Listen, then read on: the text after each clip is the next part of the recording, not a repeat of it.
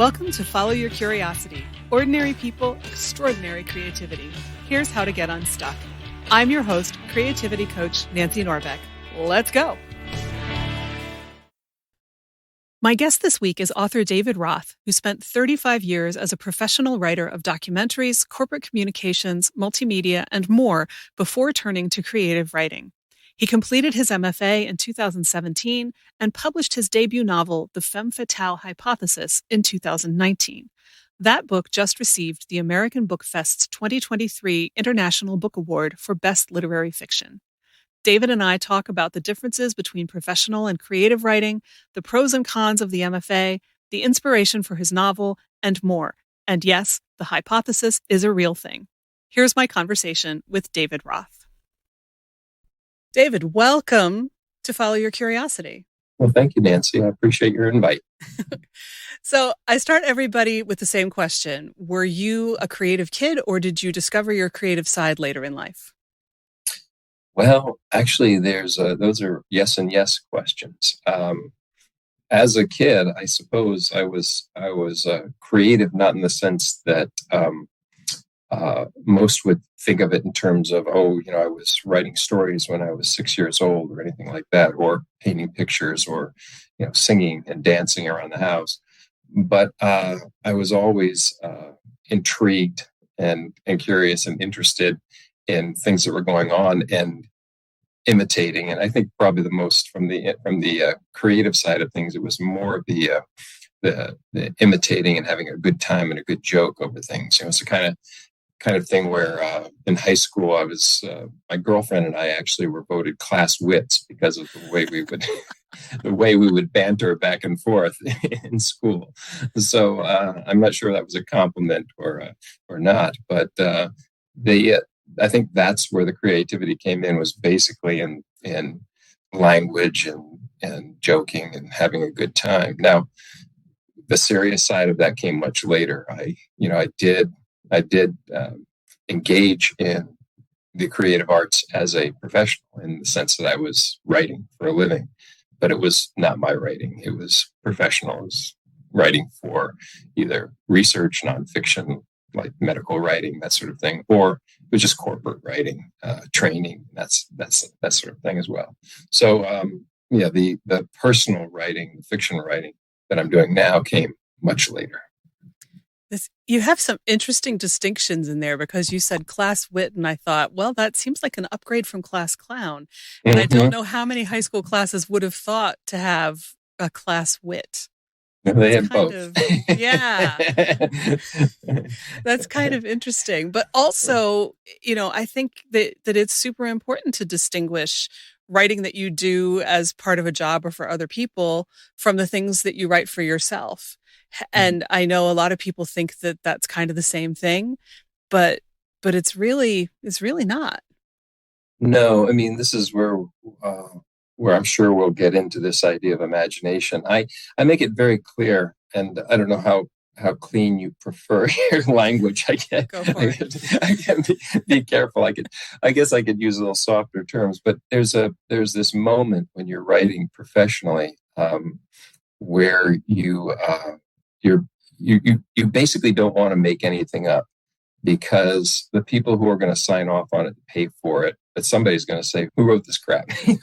And you're going to have to raise your hand and say, I'm the guy in the room who knows the least about this bit. Nobody else wants to face a blank screen or a blank piece of paper. So I'm the guy who put some words on the page. And now you're all editors. I know it. You're all great editors and you know what's best. So now you tell me what you want this to say. And I'm that guy who was willing in the professional environment, because I enjoy facing a blank piece of paper and a challenge. And so I would put something down on paper. And you cannot, if you're going to do that, you cannot have skin that's really skin. It's got to be leather thick, and you just have to just roll with it, because no matter how much you love it or you think it's clever, it's probably not going to be the final product, right? But when I started talking to my editor about my book, on the other hand, well, there were like gauntlets thrown down. No, I'm not changing the ending. Mm-hmm. I'm just saying, and this is my ending. This is my book. So that's where for me, there's a big difference between saying, look, I just put some words on the page. You do what you want. And there's a big chasm between that and these are my words, no mess, Yeah, and I think it helps. Like, I don't know if this was the case for you, but I think it helps if your name is not on the stuff that you're writing Mm-hmm. for someone else, because I Mm-hmm. find it's always easier.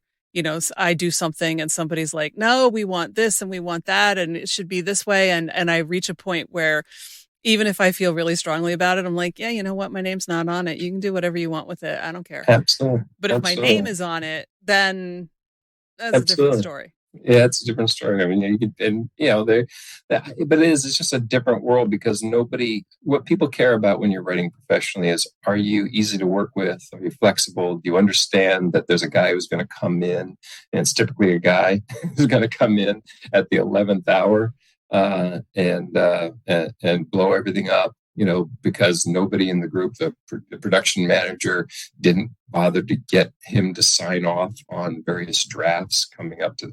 So you just have to realize that you're going to write 3 different drafts, and then somebody who has the ability to say yes or no is going to jump on at the 11th hour. Everything's going to change. You're going to be staying up late to write the words that he wants to fall in love with, and it may just be a matter of changing a sentence so he thinks he had some power, whatever it is. But that's what you have to get used to when you're writing for somebody else, and nobody looks at a name on the cover and says who wrote this, and don't ever hire him again. What they'll do is they go, that guy was a pain in the ass to work with, don't ever hire him again. So I just try to be, when I'm working professionally, I try to be very flexible and very amenable to change, and when I save all the egoism for my own work. I think that's wise. I think that's the key to sanity. Perhaps it's maybe one of them. Although egoism over your own work can be rather devastating as well. True. That is very true. As anyone who has ever read a bad review of their work will know. Exactly. Yeah. Yeah. So how long have you written professionally? Well, I wrote professionally for 35 plus years, but writing for myself is really, I'd still call it an avocation. It doesn't bring me any money. I mean, I published my first novel. I've had a few short stories published. Boy, it was exciting to get a check for $100 for a short story that I published after getting my MFA. But when you start tallying up how many drafts and hours you spent writing that 5,000 word story that you got paid $100 for, there's not a living in that. you could write 100 of those stories, get 100 of those $100 bills, and that you can't make a living on the time you're spending writing a 5,000 word story. So yeah, we hate to shatter anybody's illusions, but 95% of the time, that's what it looks like. Yeah. So I got paid for the first 3 stories that I sold. I got $100 for one. I got 4 copies of the journal. That's how I was paid for another one of my stories, and another one was I think it was a $200 second prize in a contest. So that was very lucrative. So yeah, that's big money. Yeah. But I spent a lot more than that submitting to paid readings. So basically, you can really quit your day job on that. Exactly. Especially when you're spending $25 to submit to each of the other, places that sent you a no thank you notice. So, right. Yeah. Right. Well, I'm curious to know how, if you think that it's happened at all, the professional writing has influenced your creative writing. I think what's basically happened is I realized that, you're talking about curiosity here. What I find is that I'm struck by how much I don't know. I don't have, I'm not one of those people who has a particular area of expertise. I don't have a PhD in something, musicology or something. That's what I'm going to write. I just get curious about things. And so I look into them. And so I might have the beginnings of a story. I might have something that is sort of drawn from my personal experience, but now that character's got to have an occupation, or that character, some situation has to come up, and it may involve anything from police work to somebody who's an entomologist, and I don't know anything about these things, and so I just love digging into them. And part of my courage or my willingness to do that and feel and the hubris that I feel that I can actually do it and make sense of it is that I had to do it all the time. People would call me and say, we need to write about these new 13, megabit computers or whatever. We have these computers, the latest technology back in the day. I mean, I'm talking decades ago. and then somebody else would call me and say, we need somebody who can translate research on Alzheimer's disease into layman's English, because we are doing a presentation to these people of awards for what they've accomplished. And so you need to, try to turn all this medical gobbledygook into something that sounds like English. And I said, sure, I can do that. I've never done it before, but I can do that. So you have conversations with people and you tell them, I have no idea what you're talking about. What did you just say? And you find out that there are 27 different names for protein when it comes to, medicine. So I think that's what's informed my writing more than anything, is just a sort of a fearlessness about what I don't know. That's awesome. And you're, a little bit of an expert on so many different things now, I'm sure. Not really. Expert is the absolute wrong word. I'm a dilettante. You know a little bit about a lot of stuff. Exactly. I learned a little bit. And by the way, what I've learned, that little bit that I've learned, by anybody who actually knows anything, I would be challenged on what it is I think I know. Yeah, but it's a cool way to encounter things that you undoubtedly would never have encountered otherwise. Absolutely. I just dug into things. I mean, my novel was dedicated to a scientist working out of Australia who introduced me to the concept of the Femme Fatale Hypothesis, and that conversation with her, that first conversation, she actually, exchanged emails with me, and we just talked about my sort of, layman's, disbelief in this phenomenon, and she explained it to me. And it's just that sort of thing, interacting with people like that who are PhDs studying the behavior of, praying mantises in Australia. That's, now I'm an expert. There you go. Well, we might be getting slightly ahead of ourselves here, but I feel like probably everybody else who's listening is wondering the same thing I am, which is, what is the Femme Fatale Hypothesis? Well, that is actually the title of my first novel, published in November of 2021, and the only novel that's been actually picked up and published so far.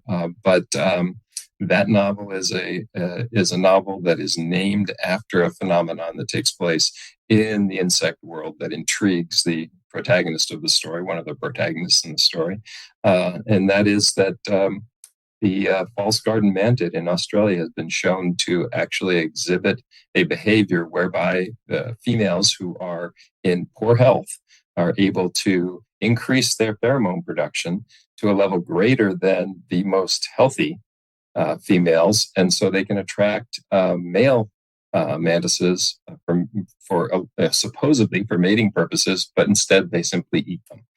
And so there's no mating that takes place, because all that female is trying to do is survive, and survive to mate another day. Wow. Yeah. And so that was a hypothesis. They were wondering why these females didn't just expire, why they were able to survive. And so they tested. This woman actually tested the hypothesis, and she proved that the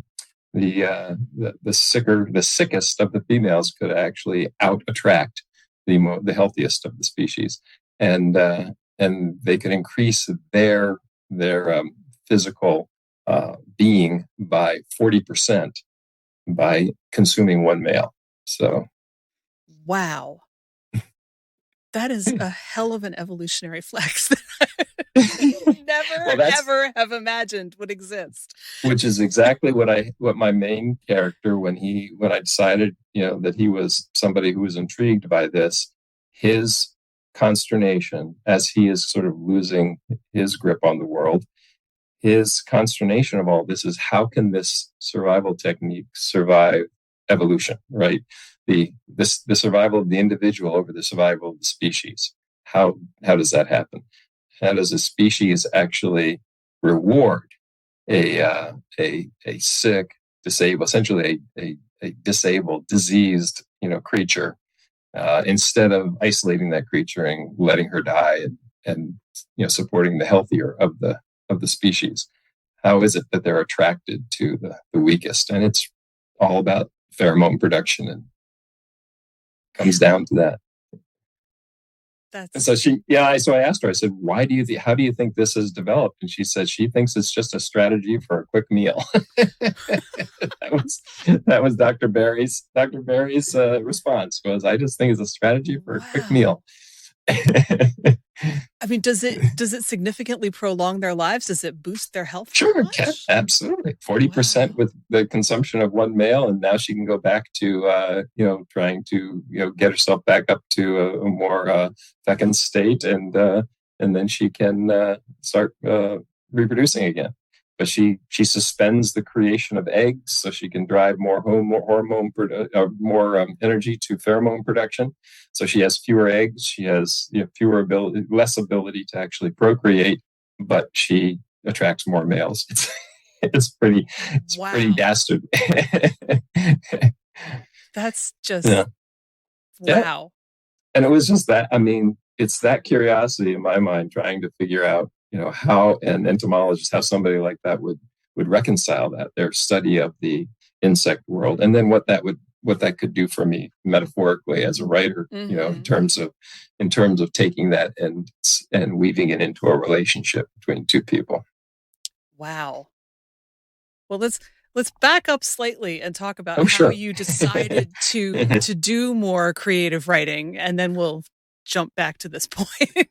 Well, the thing is that I think the skip I made from high school and being Mr. Witty, and then going into professional writing, and then leaving that to focus on my own fiction. There's a inflection point where I didn't stop, and that was I was accepted after completing my studies in film and television communications at Stanford.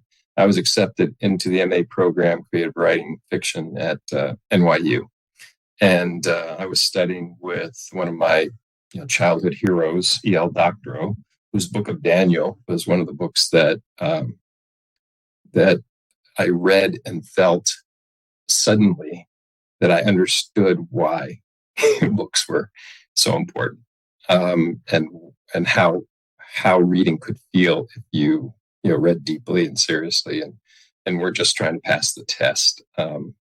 So I was delighted that I was admitted, and I was at home working on my fiction and studying for my MA with a 1.5-year-old daughter in my lap, and realizing there's not a future in this. I have to figure out how I'm going to feed this child. It's not going to come from paying NYU to teach me how to write. So at the same time that I was at NYU, studying for this MA, I was also doing some freelance creative writing for people who were doing museum installation, video, interactive video installations, and writing promotional videos for corporations, that sort of thing. And I was sitting there one night and said, I know how to write. Why should I pay somebody else to teach me how to write? I'm making money writing. So I dropped out of NYU, and that move sort of condemned me to a life of professional writing, because it's very difficult to, especially when you're doing my career, if you want to call it a career, included a great deal of freelance writing, and then periods of being professionally engaged for 4 or 5 years with a company, and then going back to my freelance writing. So there wasn't a clear arc. There wasn't a clear arc where I was suddenly, somebody's CEO. I was just sort of in and out of these roles, and I got the most pleasure out of just being a contract writer, regardless of what I was writing. But it's very hard to do that and make that living, and then come home and do what so many of these gloriously talented writers do, and that is get up at 4 o'clock in the morning and, do 2 hours of work before, the kids wake up, and somehow, some way, after a year, crank out some glorious novel that we all get to enjoy. That was not me. And part of the problem was I had not gone through the process of really learning how to write. And so I finally realized, not only that I hadn't put the time in and gotten the licks in, where, when you're 20 something years old, you think, oh, these people are saying no to me because they're just jealous, or whatever, it's like, this is brilliant stuff, and then you realize that when you realize you don't know anything, not only about what you're writing about, but you don't even know anything about writing. Then you open yourself up to the possibility of going back to school. So I did go back, and I got an MFA, and that is just what launched me into focusing on all that I did not know. And it's been a really great adventure. I mean, for me, it's less about publishing now. It's more about writing. It's more about just the exercise of sitting down with a blank page and trying to fill it with your own imagination, as opposed to somebody else's idea of what they need to say to sell some products or train some people. Yeah, there's such different kinds of writing. And I don't know about you, but I've encountered an awful lot of people who say to me, oh, but you're a writer. You can write blah, blah, blah. And I'm like, no, I don't know anything at all about that kind of writing. That is not the kind of writing I do. That is a completely different beast. Yeah. Yeah. So the first time I heard the term technical writing, I thought, oh, I could do that too. And then they told me what it was. I don't want to do that. I did that for like a year. Oh my God. Yeah.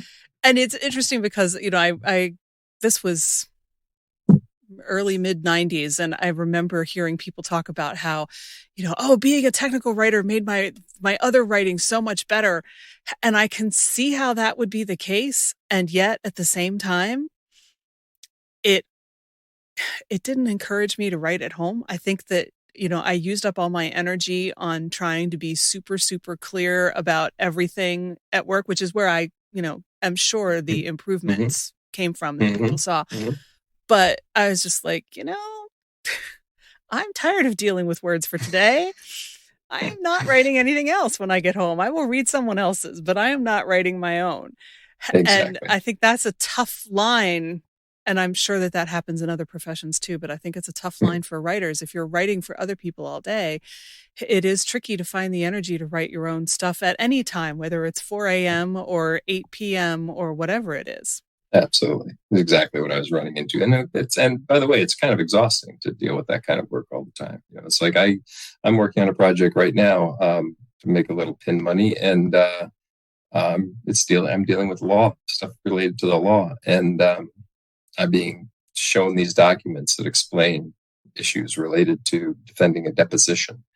And I'm having trouble keeping my eyes open reading this stuff. And it's really tough to go through this kind of stuff, staring at it all day long, trying to translate it into something, trying to create something creative out of it in terms of how you're going to, communicate this to somebody else.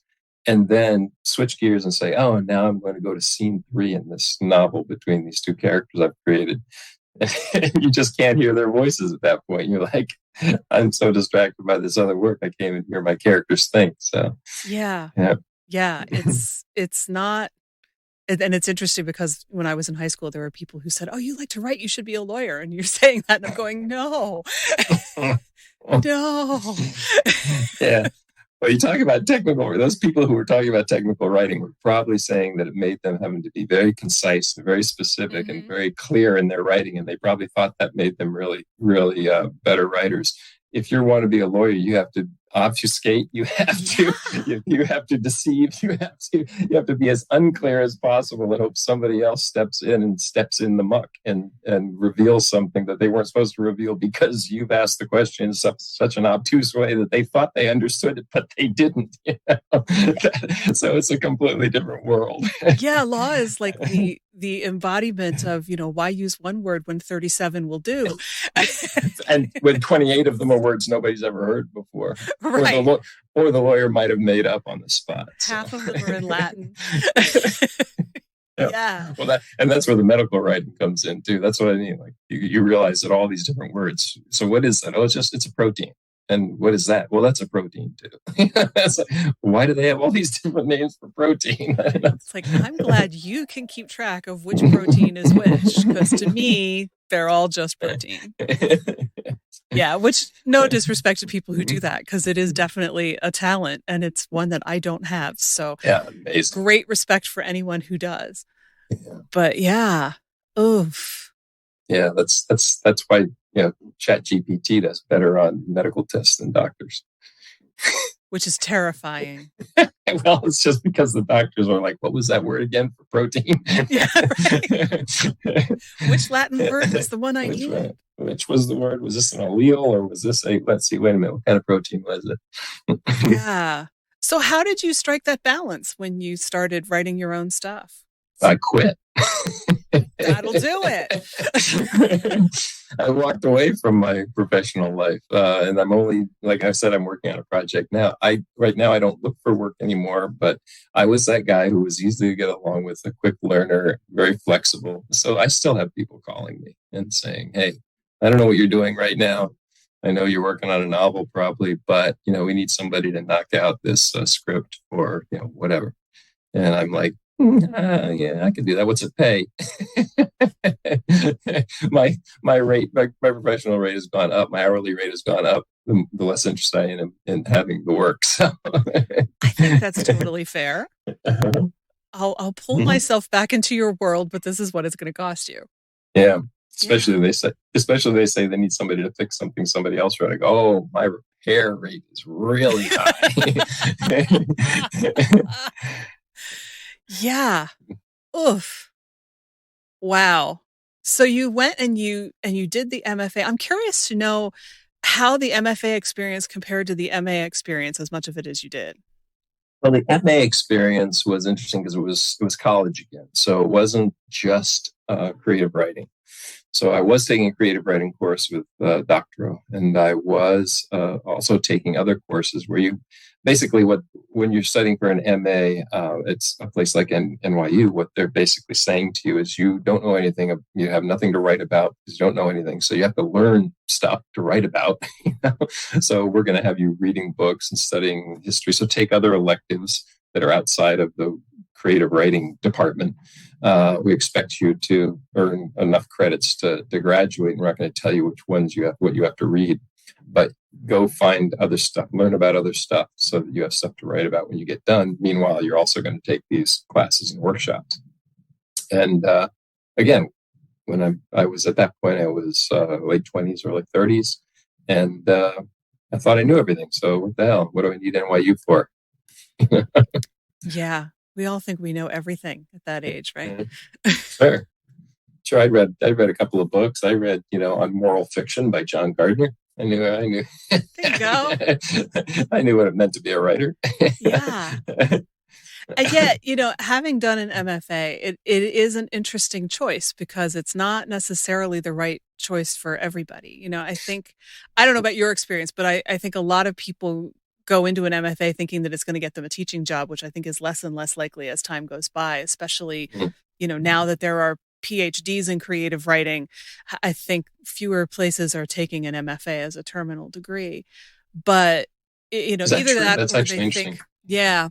But I think, it's either that, I'm going to get a teaching job and teach writing, or, I'm going to become the great American novelist. And neither one of those is guaranteed with the MFA. So if people ask me whether or not they should go get an MFA, I usually say it depends on what you want from it. My answer to that would be, what do you need? What does your writing need? Because I think what I needed is people whose job it was to have to read my work and have to give me good feedback on it. I could send a story off to my sister and she'd tell me, what I spelled wrong or where my punctuation was wrong, but she wouldn't be able to offer. She wasn't willing. Friends, same way with friends, people who are familiars, they'll tell you general statements about I liked it, I didn't like it, that was, I was a little confused by this, but they won't say this was my experience of reading this story and articulate it in such a way where you can go, oh, if that's what you were thinking about, I screwed up, or, Mm-hmm. I'm not talking about somebody telling you how to fix it, because as a writer, that's your job. It's your job to figure out how to get it right. But understanding in a very critical way, somebody who is a deep reader, a critical reader, someone like a Francine Prose, you read her book. Mm-hmm. If you've ever read how to read like a writer, Yep. somebody who reads like that and understands that they do not have to put on the kid gloves. They can tell you exactly what you need to know is their experience as a reader of your work. Because if you're trying to create a certain type of experience, or you're trying to give rise to certain emotions, and you're trying to, befuddle and intrigue or whatever it is, and none of what you're trying to do is coming across, then something is wrong, Yeah. and you have to figure out how to fix it. But if you're getting the feedback that you expected, people are asking questions as they're going through that are exactly the questions you want them to be asking, and exactly the things you want them to be wondering about, and exactly the reasons why you want them to turn the page, then you can revel in the fact that you're doing it right. It's working, And so you need that kind of feedback that you can tell, is it working or is it not? And I did not have that group of friends around me at that point in my life. If I'd stayed at NYU, maybe I would have had 10 people who were all in different phases of their careers and their lives that I could send papers to and say, hey, could you read this for me, man? Remember when we were back, 6 years ago when we were back at NYU? Oh, yeah, Dave, nice to see you again. Yeah, I'll read that for you. This sucks, man. But, I didn't have that group. I didn't have those people. And when I did my MFA, I finally had those people. Now, you're not going to listen to all of them. You're going to find those people who understand what you're trying to do. Those people who care, people who say, I love your work. I want to help you make it better. And you're going to find those people who are just sort of, mailing it in like anybody else. But if you want a workshop where people have to read your work, and they have to give you feedback, and you want teachers, experienced writers who have been through this as well, and they are being paid to read your work and give you criticism. If you feel you need that, go get an MFA. If you don't feel you need that, then there must be some other motivation. Like you think you need a terminal degree. I was there. I was actually studying with a guy who was a friend of mine now, very good friend of mine. I was studying in the program with a guy who could have taught me, could have been my sole mentor in the program, but he was a student who had written 5 novels, and he needed the MFA because they wanted to hire him at Portland State, but they couldn't hire him without an MFA. He didn't have an MFA, and the problem was he hadn't even finished his undergraduate degree.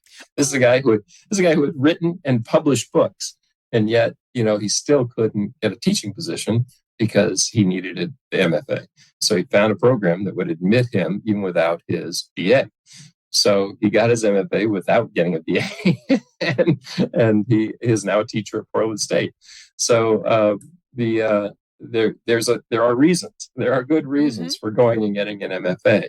But if you don't know what it is you're seeking there, then you're probably not going to find it. Yeah, I just think MFAs don't come cheap. So if you want one, you got to make sure you're getting it for the right reasons. Absolutely. If they're because I've talked to some people who hire a specific writing mentor to work with, and depending on what kind of thing you're looking for, if you can find the right person to do that, that's probably going to be cheaper than an MFA.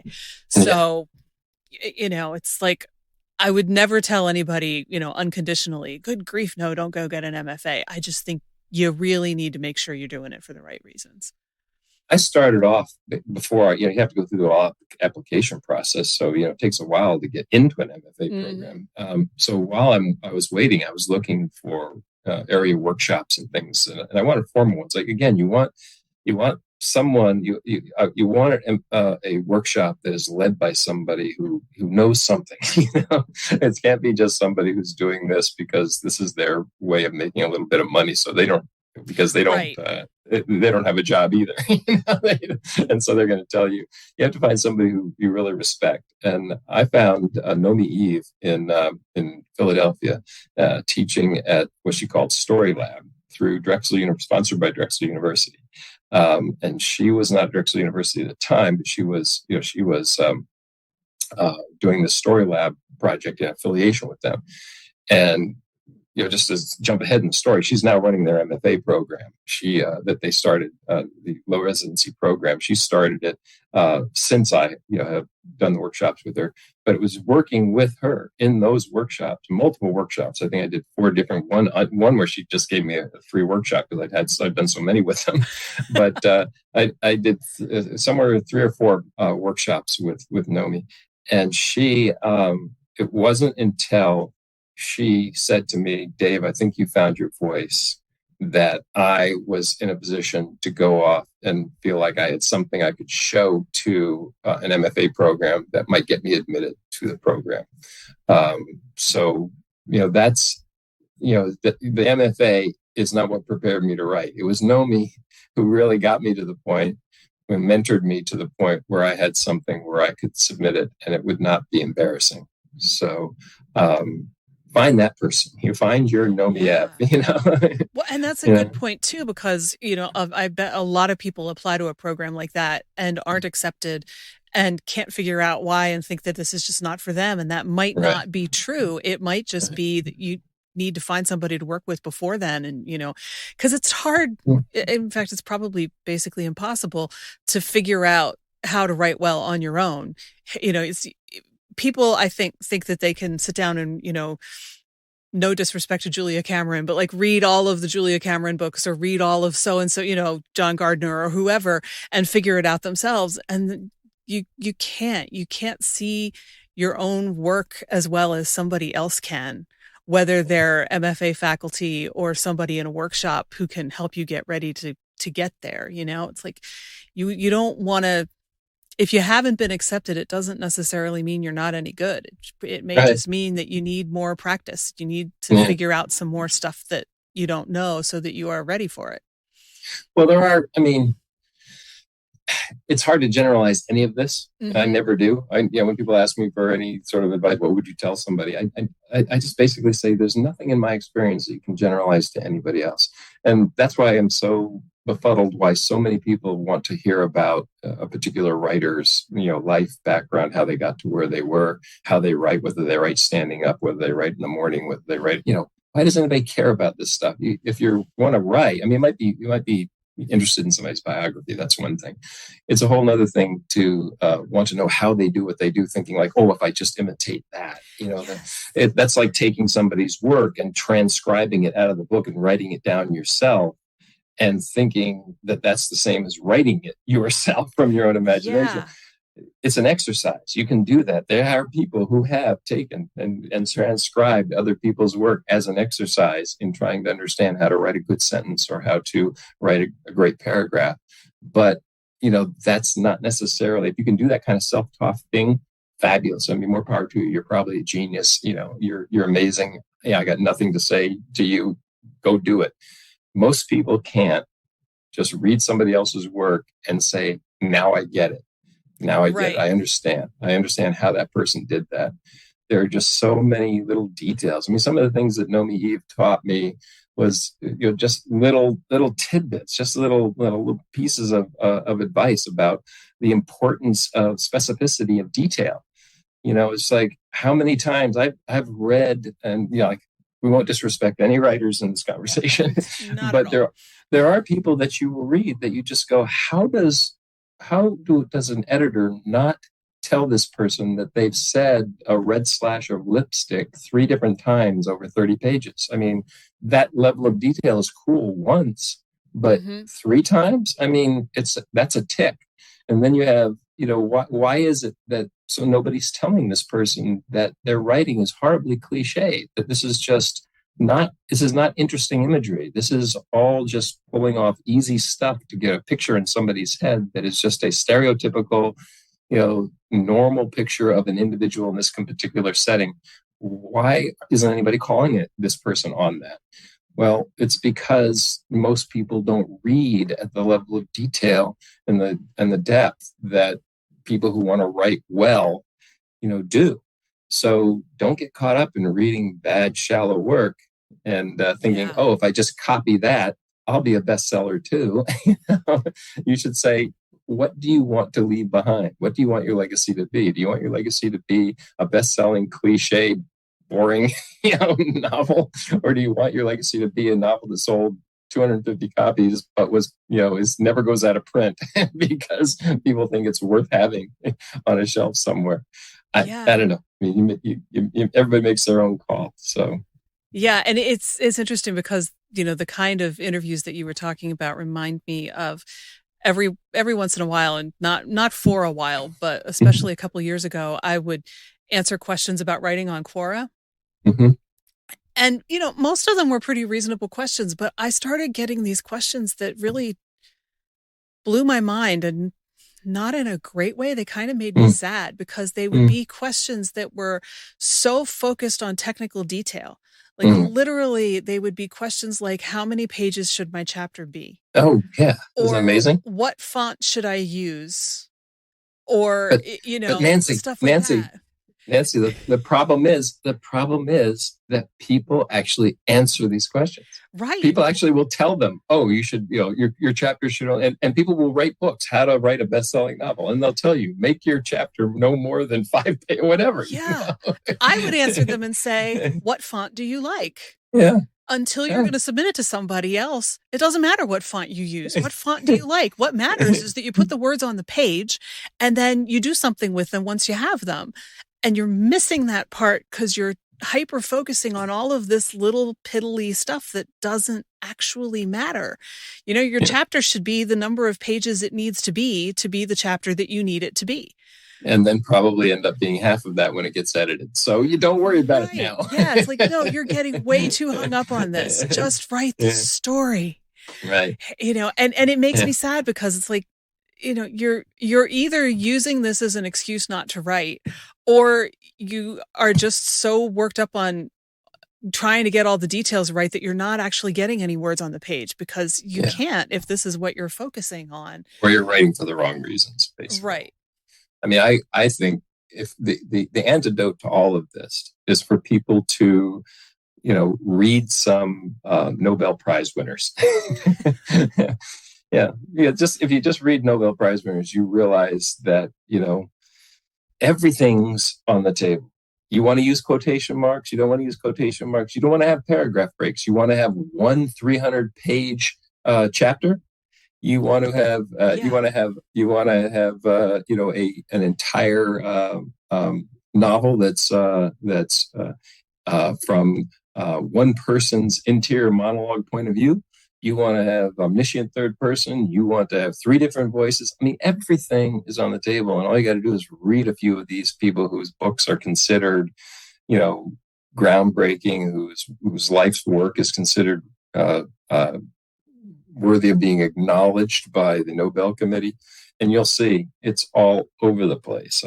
Just picking up some of these books by these people, and you realize, why am I troubling about whether or not I indent my paragraphs, And if you're concerned about your font, just read the submission guidelines. Yeah. But until then, use whatever font you like. Exactly. You can change it. It's all okay. Yeah. Just don't use that comic, whatever it is. Comic Sans, yeah. Right. I know somebody who's made me completely paranoid about papyrus now. Every time I see it, I think of her. So yeah, I can't use that one anymore.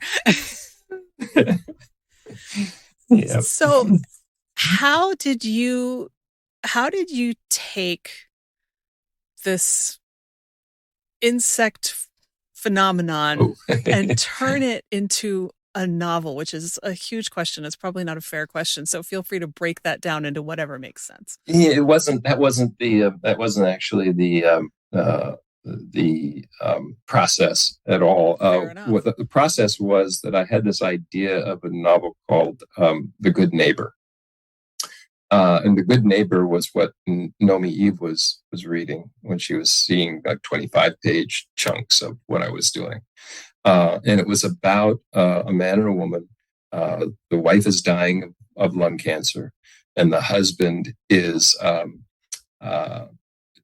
trying to take care of her. He's a retired professor, emeritus from University of Pennsylvania.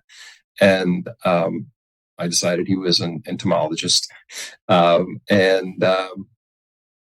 early scenes were just the fact that the stress and strain of taking care of his wife was taking a toll because his mind is beginning to slip. So he's starting to show signs of dementia, early signs of dementia as he's taking care of his wife, and the stress and the grief of doing that. And through that, he starts noticing out his window, starts taking much more interest in what's going on in his neighbor's life. And he realizes he can basically see her whole life in like a diorama outside his window. So he spends so much time in his office down the hall from his wife's room, where she's basically bedridden, that he starts noticing her life, the people that she has working in the yard, the fact that you can see all the way across her living room from his window, and you can see the stairs where she goes upstairs. You can see her walking from her bedroom to her bathroom through the window.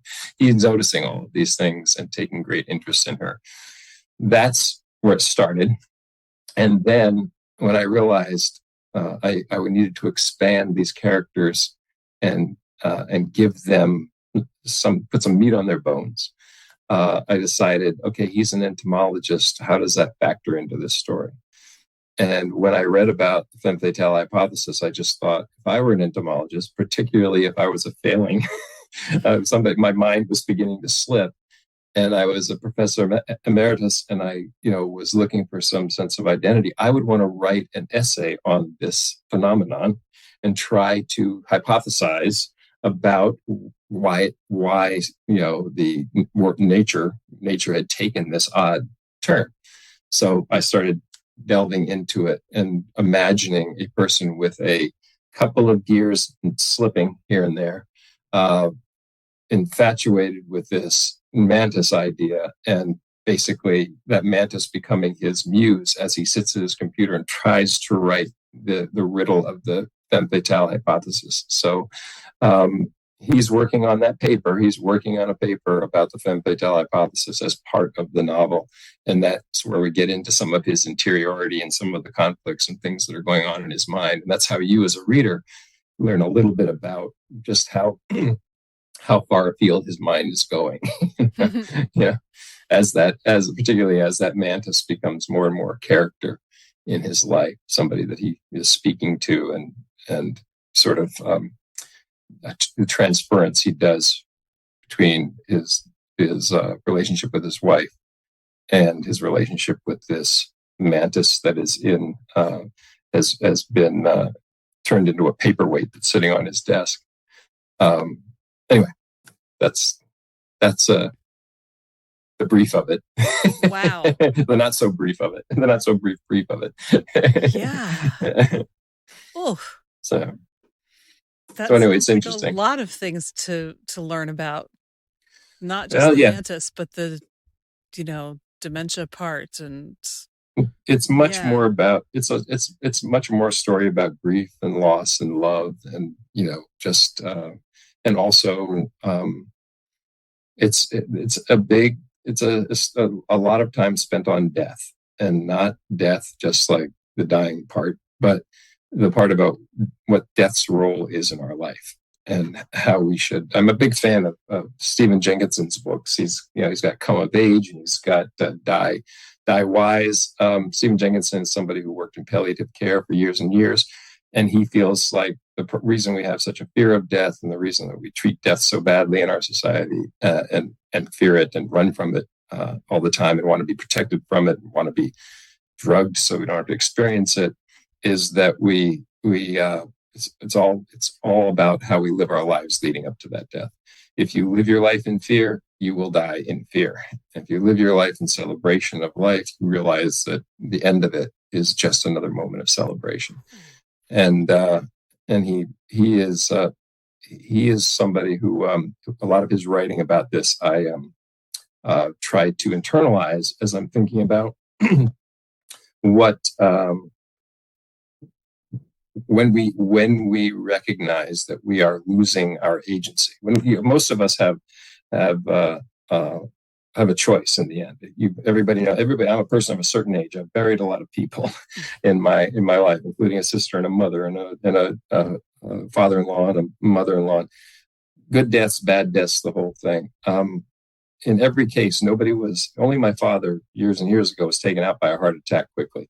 Everybody else died knowing they were going to die, aging out, dementia, whatever it is. And the people that died the most graciously were those people who came to grips with their lives.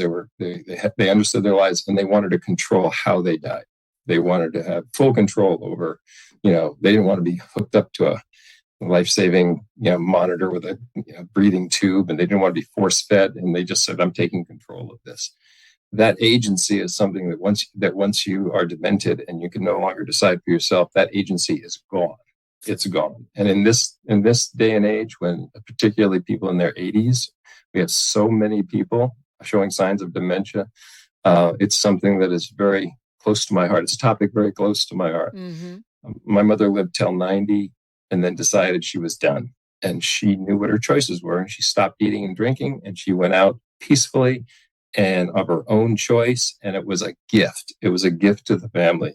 She basically said, "This is how I want to die." And she engineered that whole process with the help of my sister, who's a death doula. And so this is, meanwhile, I've seen my mother-in-law die kicking and screaming and, completely terrorized by life. So there's good ways and bad ways to go. And I really feel strongly that we all need to think about this. Now, I'm not saying that the way my book ends and what Kelsey's fate is at the end of this book is the right thing to do. I'm just saying that it's one way. There are other ways. Some people, might think that there are better ways. Some people may have a completely different approach to death and may really feel like it's not our choice, regardless of how much agency we have at the time.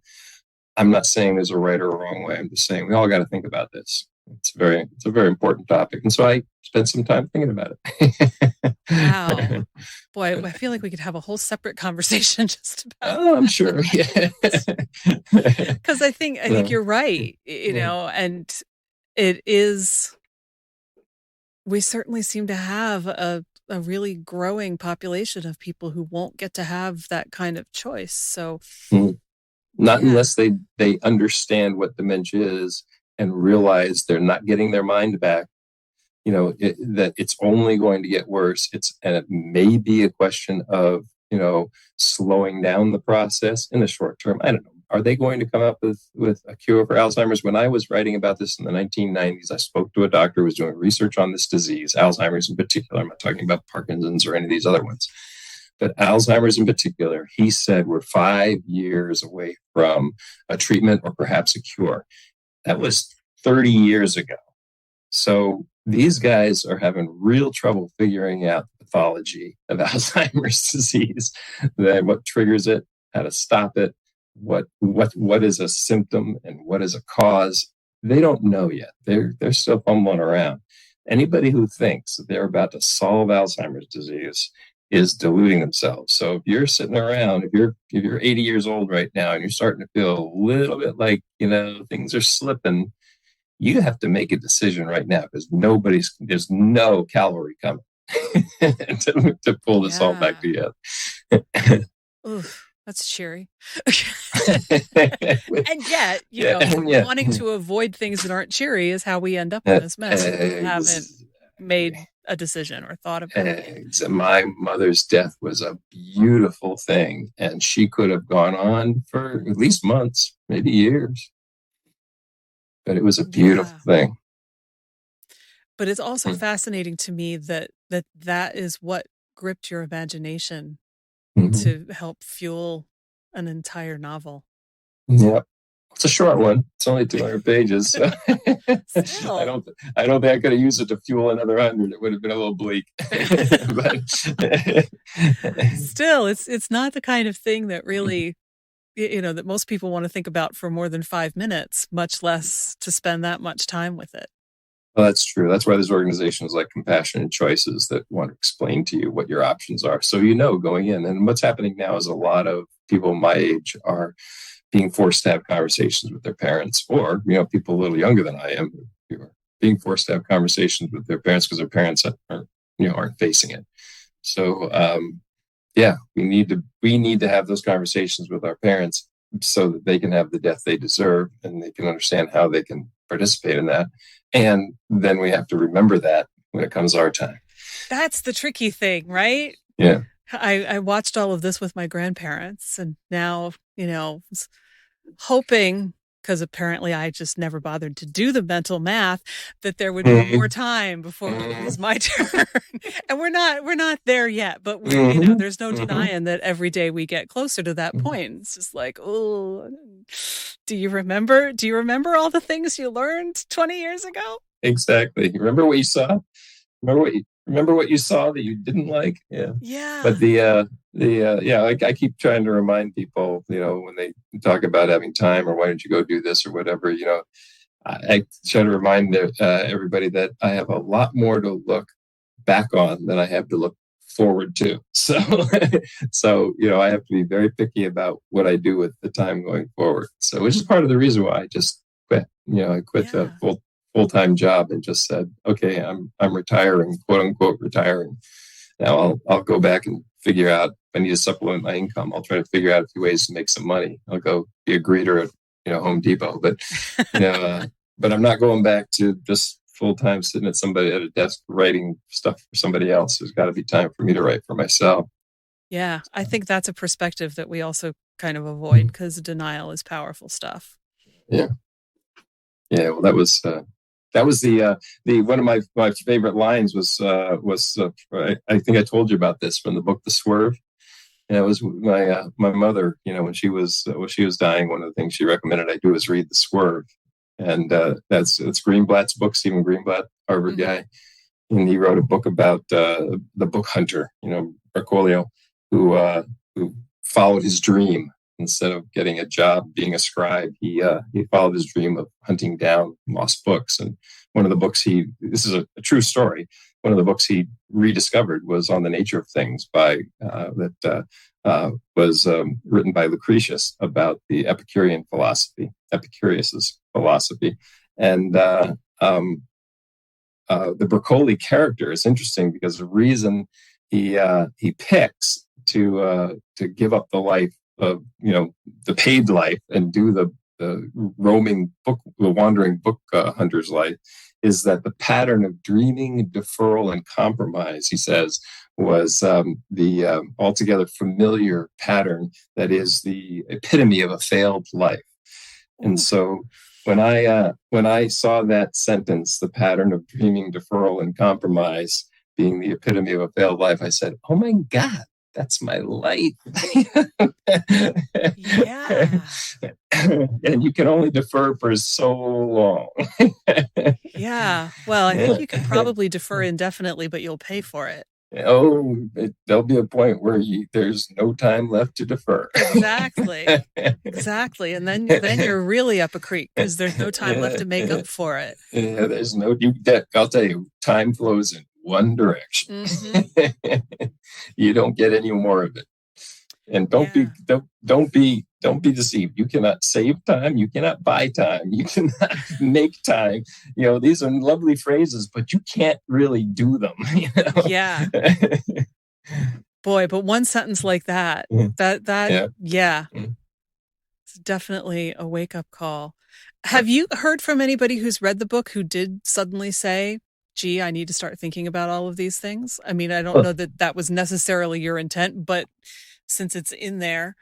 Well, the interesting thing about it is that I used that conversation as sort of a stepping stone for promoting the book in the early going. So one of the things I did, I put the book out there as being sort of my credential in all of this, and then led a conversation with three other people who were involved in the death trade, and we called that Leaning into Death, and I hosted it. My credential was I just written the book, so we talked about the importance of planning and thinking about and understanding this whole notion of nobody gets out of here alive, and so I've had a few conversations. I was just out, last October. I was out in San Diego, and while I was out there for my high school reunion, we organized a chat at the library where I did the same thing. I hosted some people who were involved in advising people as to what their choices are. So it's been sort of a linchpin to promoting the book, having the conversation about death and dying. So it was never sort of my intent to do that, but it was a natural, offshoot. And when you write a book and everybody says, okay, now you got to promote it, you're like, wait a minute, I thought that was my publisher's job. No, Nope. she's expecting you to do that. I'm like, oh, okay. So you got to come up with clever ideas. And my publicist said, how about this? And so she got me a seat, at the Brooklyn Book Festival, hosting this conversation. So, but yeah, so it's always been a part of the conversation about the book.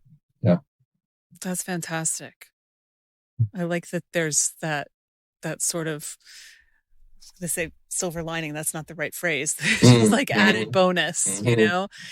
So, yeah.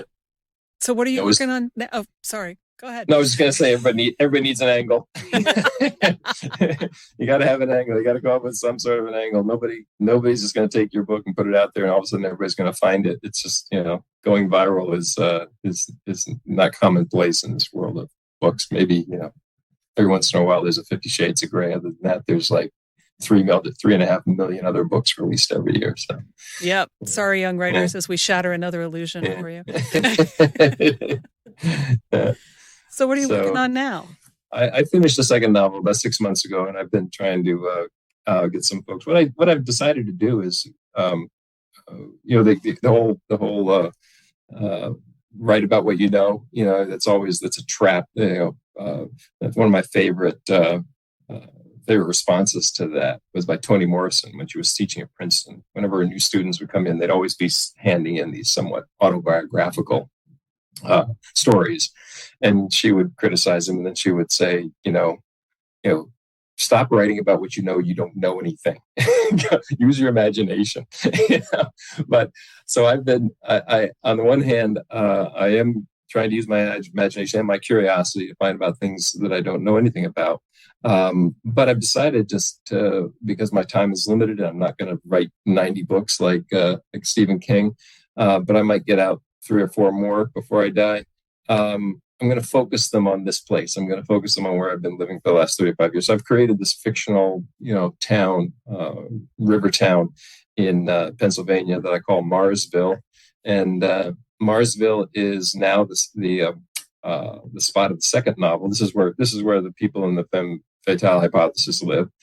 And now I've taken that same place and I've put a retired private investigator and his disgraced journalist niece have come together in Marsville, and she's looking to reboot her life because she's lost her job in Pittsburgh to a scandal, and he's trying to be retired and is hoping that her stay in the apartment above his garage is going to be brief, but it turns out that a friend of his brings some ashes to his house, what he thinks are ashes, to his house, and says, these aren't ashes, this is concrete, and they're supposed to be the remains of my wife.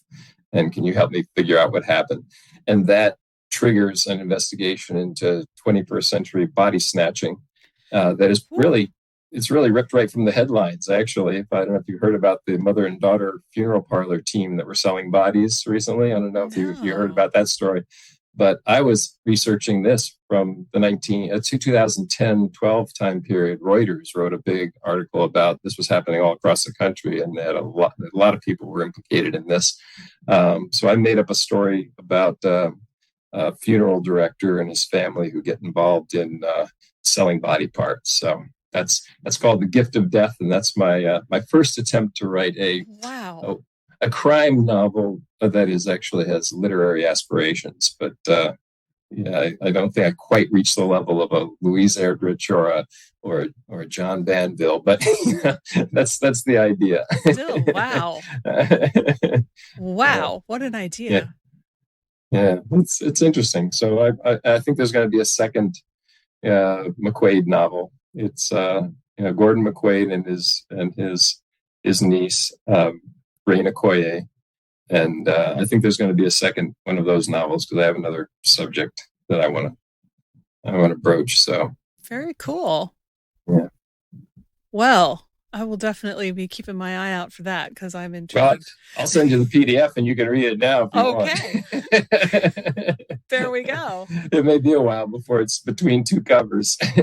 Fair enough. Well, thank you so much for coming and talking with me. This has been really, really fascinating.